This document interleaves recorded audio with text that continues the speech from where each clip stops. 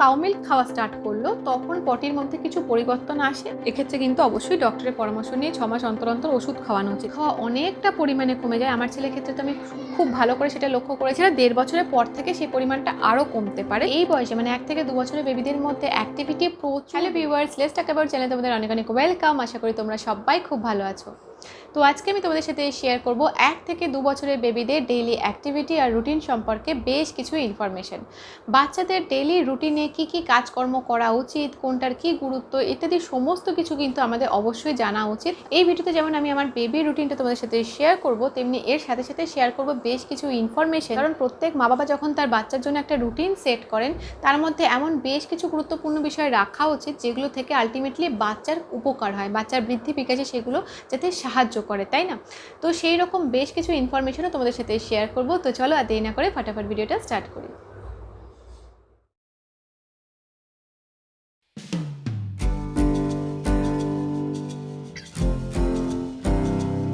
তো সবার আগে তোমাদের সাথে শেয়ার করি, যখন আমার ছেলে একদম ছোট ছিল, সেই ছোট্টবেলার থেকে শুরু করে এখনও পর্যন্ত আমার ছেলের একটা মানে আলাদা ডায়েরি বা একটা খাতা আছে বলতে পারো, যেখানে আমি ওকে ঘিরে যে সমস্ত গুরুত্বপূর্ণ বিষয় আছে সেগুলো সব লিখে রাখি এবং ওর অ্যাক্টিভিটি, খাওয়া দাওয়া, কী কী পরিবর্তন ওর মধ্যে আসছে সব কিছু আমি ওভারঅল নোট ডাউন করে রাখি। যার ফলে কি হয়, আমার অনেক সুবিধে হয় যখন ডক্টরের কাছে কোনো রকম নর্মাল চেক আপে যাই বা ভ্যাকসিনেশনের জন্য যাই, ওনার কাছে এই সমস্ত ব্যাপারে পরামর্শ নিতে পারি এবং উনি একটা গাইডলাইনও দিয়ে দেন। এবং সাথে সাথে প্যারেন্টিংয়ের ওপরেও বেশ কিছু কোর্স করেছি যেগুলো আমাকে আমার বেবির রুটিন তৈরি করতে অনেক হেল্প করেছে। তো এই সমস্ত রুটিন সংক্রান্ত ব্যাপারটা তোমাদের সাথে এখন ডিসকাস করছি। ফার্স্টেই বলি, দেখো এই যে বয়সটা মানে 1 থেকে 2 বছরের যে বেবিদের বয়স, এই সময় বাচ্চাদের সকালবেলায় যে ঘুম থেকে ওঠাটা সেটা 7টা থেকে 9টা এর মধ্যে যে কোনো টাইমে হতে পারে। এই সময় মানে এই বয়সে বেবিদের ঘুম থেকে ওঠার ক্ষেত্রে সকালবেলায় খুব বেশি রেস্ট্রিকশান নেই। যে ব্যাপারটা আসবে 2 থেকে 3 বছরের বেবিদের মধ্যে, মানে আমার চ্যানেলে অলরেডি 2 থেকে 3 বছরের বেবিদের ডেলি রুটিন আছে। সেখানে এই সকালে ঘুম থেকে ওঠার ব্যাপারে কিন্তু অবশ্যই বেশ কিছু বিষয় আমাদের ফলো করা উচিত। সেই ব্যাপারটা আমি ডিসকাস করেছি, যখন তোমাদের বেবিরা ওই বয়সে পৌঁছবে তখন তোমরা সেই ব্যাপারগুলো জানতে পারবে। কিন্তু এই বয়সে মানে 1 থেকে 2 বছর যে বেবিদের বয়স, তাদের ক্ষেত্রে এই সকালে ঘুম থেকে ওঠার ব্যাপারটার ক্ষেত্রে খুব বেশি রেস্ট্রিকশান নেই। মোটামুটি সকাল 7টা থেকে শুরু করে 9টার মধ্যে বাচ্চারা ঘুম থেকে উঠতে পারে। আমার ছেলের ক্ষেত্রে ও মোটামুটি 8টা, 8:30, 9টা, ম্যাক্সিমাম 9টার মধ্যেই ওকে আমরা ডেকে দিতাম। যেদিন দেখতাম যে রাতে ভালো ঘুম হয়নি কোনো কারণে, সেদিন 9টা পর্যন্ত ঘুমোতো, আদারওয়াইজ মোটামুটি 8টা, 8:30টার মধ্যে ঘুম থেকে উঠে পড়তো। তো নর্মালি এই টাইমে বেবিরা 7টা থেকে শুরু করে 9টার মধ্যে ঘুম থেকে উঠে পড়ে সকালে। এবার এই রুটিনটা শেয়ার করতে গিয়ে তোমাদেরকে আরেকটা গুরুত্বপূর্ণ কথা বলি, সেটা হচ্ছে 1 থেকে 2 বছরের বেবিদের মধ্যে 1 থেকে 1.5 বছর পর্যন্ত বেশ কিছু লক্ষণ ওদের মধ্যে দেখা যায়, আবার 1.5 বছরের পর থেকে বেশ কিছু পরিবর্তন ওদের মধ্যে আসে, যেগুলো হয়তো আগে ছিল না, 1.5 বছরের পর থেকে আসছে। হ্যাঁ, তো এরপর যখনই বাচ্চার ঘুম ভেঙে যায় তখন বিছানাতেই একেবারে বাচ্চাকে দুধ খাওয়ানো উচিত, যেটা বাচ্চাকে এনার্জি প্রোভাইড করবে পরবর্তী কাজকর্ম করার সময়। তো আমার ছেলের ক্ষেত্রে যেটা ঘটেছিল, 1 থেকে 1.5 বছর পর্যন্ত ও কিন্তু সকালবেলায় বিছানায় বসে ওকে দুধ খাওয়ানো হতো এবং 150 ml মতন দুধ আমি ওকে খাইয়ে দিতাম। 1.5 বছর হয়ে যেতে ও আর দুধ খাওয়া মানে ওভাবে দুধ খেত না, মানে লিকুইড ফর্মে আর দুধ খেত না। 1.5 বছরের পর থেকে ও একদম দুধ লিকুইড ফর্মে খাওয়া বন্ধই করে দিল, কোনোভাবে খেতেই চাইতো না। তো 1.5 বছরের পর থেকে কিন্তু আমি ওকে যখনই ঘুম থেকে উঠতো তখন জাস্ট জল খাওয়াতাম, সেটা নর্মাল জল হতে পারে, সেটা হালকা গরম জলও হতে পারে, যাই হোক। কিন্তু 1 থেকে 1.5 বছর পর্যন্ত ঘুম থেকে উঠেই ওকে 150 ml দুধ খাওয়ানো যেত। 1.5 বছরের পর থেকে সেটা আর কন্টিনিউ করা গেল না। তো এটা তোমাদের বেবিদের ক্ষেত্রেও হতে পারে। যদি কোনো বেবি খুব সকাল সকাল ঘুম থেকে ওঠে, মানে 7টা থেকে 9টার মধ্যে কোনো বেবি যদি দেখা যাচ্ছে 7টার দিকে ঘুম থেকে উঠছে, তো সেক্ষেত্রে সেই সমস্ত বেবিদের কিন্তু অবশ্যই দুধ খাওয়ানোই ভালো, কারণ ব্রেকফাস্টটা তো একটু পরে হবে, তো সেই জন্য আগে দুধটা খাওয়ানোই উচিত। যদি কোনো বেবি এরকম হয় যে সে প্রায় 9টার কাছাকাছি, মানে 8:30, 9টার কাছাকাছি উঠছে, সেই সমস্ত বেবিদের ক্ষেত্রে দুধ চাইলে খাওয়াতে পারো বা জলও খাওয়াতে পারো, কারণ একটু পরেই বাচ্চা ব্রেকফাস্ট করবে, রাইট? তো এই গেল হচ্ছে ঘুম থেকে ওঠা এবং ঘুম থেকে উঠে বসে বিছানাতেই বাচ্চার দুধ খাওয়া অথবা জল খাওয়ার ব্যাপারটা। এরপর আসি ফ্রেশন আপের পালা, মানে মুখ টুক ধোয়া, যদি ড্রেস পাল্টানোর থাকে তো ড্রেস পাল্টে দেওয়া হতো এবং দাঁত টাত মাজিয়ে দেওয়া হতো। এই বয়সে মানে 1.5 বছর পর্যন্ত আমার ছেলে কিন্তু ফিঙ্গার ব্রাশ দিয়ে মাঝে মাঝেই মেজেছে দাঁত। কখনো কখনো আমি চেঞ্জ করতাম, বড়দের যেরকম হাতল দেওয়া ব্রাশ হয় সেরকম ব্রাশ ইউজ করতাম। 1.5 বছরের পর থেকে কিন্তু অবশ্যই ব্রাশটা চেঞ্জ করা উচিত, ফিঙ্গার ব্রাশ দিয়ে আর মাজানোটা ঠিক না, মানে বাচ্চা তো ভালোভাবে সলিড ফুড খাওয়া শুরু করে দেয়, তো এক্ষেত্রে আমাদের ব্রাশের ব্যাপারটা ঠিক রাখতে হবে।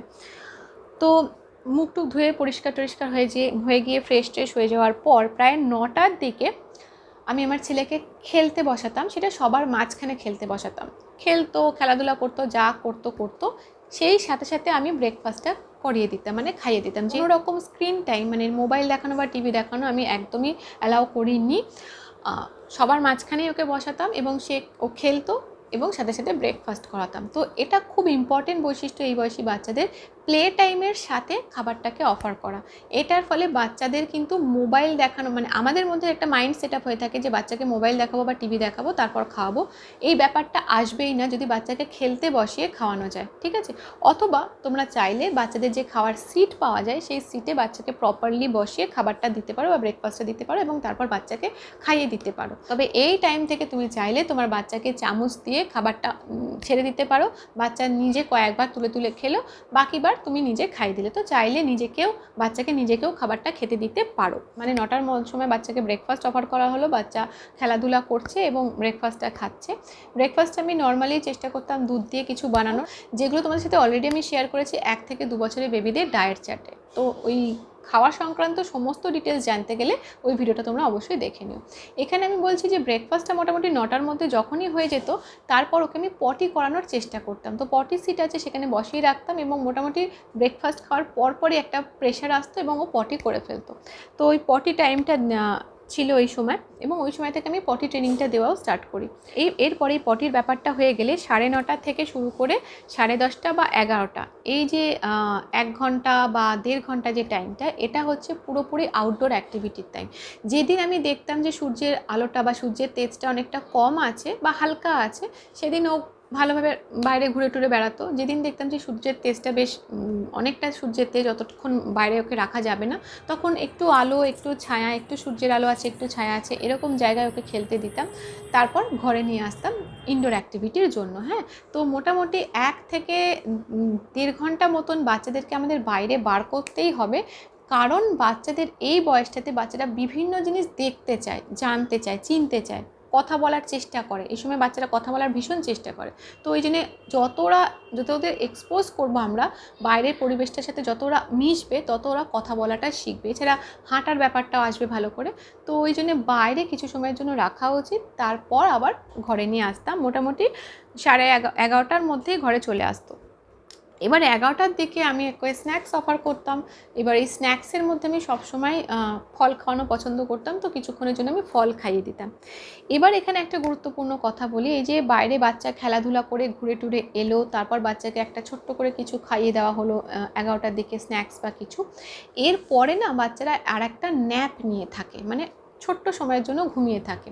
তো আমার ছেলের ক্ষেত্রে আমি যেটা দেখেছিলাম 1 থেকে 1.5 বছর পর্যন্ত এই সময়টায় ও কিন্তু এই টাইমে ন্যাপটা নিত, মানে একটা স্ন্যাক্স খেলো তারপর কিছুক্ষণের জন্য ঘুমোতো। এই ন্যাপটা কিন্তু বাচ্চারা প্রথম দিকে, মানে 1 থেকে 1.5 বছরের বাচ্চারা নিয়ে থাকে, আস্তে আস্তে এই ন্যাপটা উঠে যায়, মানে আর পরের দিকে আর এই বাচ্চারা এই ন্যাপটা নেয় না।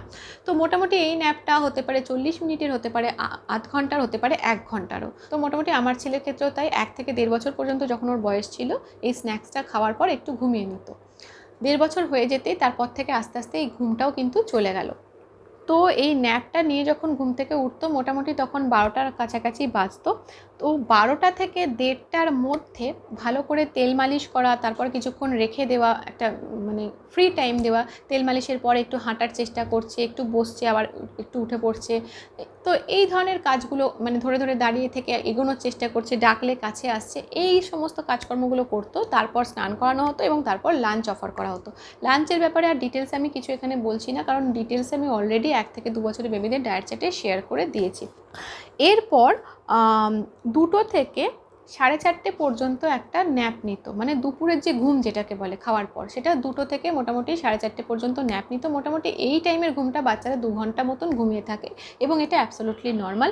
এই ঘুমটা আমার ছেলের 1.5 বছর হওয়া পর্যন্তও ছিল, আবার 1.5 বছরের পর থেকেও রয়েছে এবং এখনও পর্যন্ত রয়েছে। তো এই দুপুরের ঘুমটা 1 থেকে 2 বছর বয়স যখন ওর ছিল তখন মোটামুটি 2টো থেকে 4:30 পর্যন্ত ঘুমোতো। ঘুম থেকে যখন উঠে পড়তো 4:30টার দিকে, তখন আমি আবার ওকে 150 ml মিল্ক অফার করতাম। এই ঘুম থেকে ওঠার পর মিল্কটা খাওয়ানো বাচ্চাদের দরকার, কারণ তার মধ্যেই বাচ্চাদের খাবারটা হজম হয়ে যায়। তো একইভাবে 1.5 বছর হওয়া পর্যন্ত আমার ছেলে এই দুপুরের ঘুমটা থেকে যখনই উঠতো বিকেলবেলা, তখন দুধটা খেত 150 ml মতন, 1.5 বছরের পর থেকে আবার ওইভাবে মিল্ক খাওয়া ওর বন্ধ হয়ে যায়, ওরমভাবে দুধ খেত না লিকুইড ফর্মে। তো ঘুম থেকে উঠলে জাস্ট আমি জল খাইয়ে দিতাম। তো এইভাবে বাচ্চা ঘুম থেকে উঠলে তোমরা একটু 150 ml মতন দুধ অফার করতে পারো, মোটামুটি 1 কাপ মতন দুধ হয়। তো এইটুকুনি দুধ বাচ্চাকে খাওয়াতে পারো, বা যদি বাচ্চা দুধ খেতে না পছন্দ করে তো একটু জল খাইয়ে দিতে পারো। তারপর বাচ্চাদেরকে অবশ্যই আউটডোর অ্যাক্টিভিটিতে আমাদের নিয়ে যেতে হবে, মানে বাচ্চাকে বাইরে বার করতে হবে। তো সকালবেলার দিকে তুমি বাচ্চাকে আউটডোর অ্যাক্টিভিটির জন্য বের করো বা না করো, বিকেলের আউটডোর অ্যাক্টিভিটিটা ভীষণই দরকার এবং এটা কম্পালসারি, এটা করতেই হবে আমাদের। কারণ যত বাচ্চা বিকেলবেলায় বাইরে বেরোবে, বাচ্চার কিন্তু আনন্দ করার যে ক্ষমতাটা সেটা একদম চূড়ান্ত মাত্রায় পৌঁছবে, নাহলে বাচ্চার মন খারাপ, ডিপ্রেশন এগুলো চলে আসবে। তো যাই হোক, বাচ্চাকে বিকেলবেলায় বাইরে বার করতেই হবে। তো আমার ছেলের ক্ষেত্রে এরকম 4:30 থেকে 5:30, 1 ঘন্টা মতন বাইরে থাকতো, বাইরে গিয়ে বেশ কিছু ফিজিক্যাল অ্যাক্টিভিটি করতো এবং চারপাশ দেখতো। এই দুটো ব্যাপারই কিন্তু ও করতো, চারপাশটা খুব ভালো করে দেখতো এবং কথা বলার চেষ্টা করতো।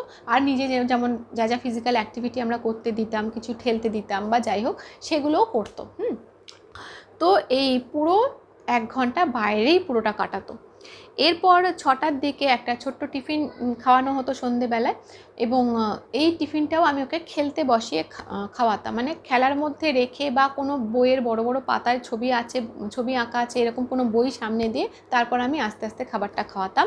তো কোনো রকম স্ক্রিন টাইম বা টিভি টাইম কিন্তু দেওয়া উচিত না, বা দিতামও না।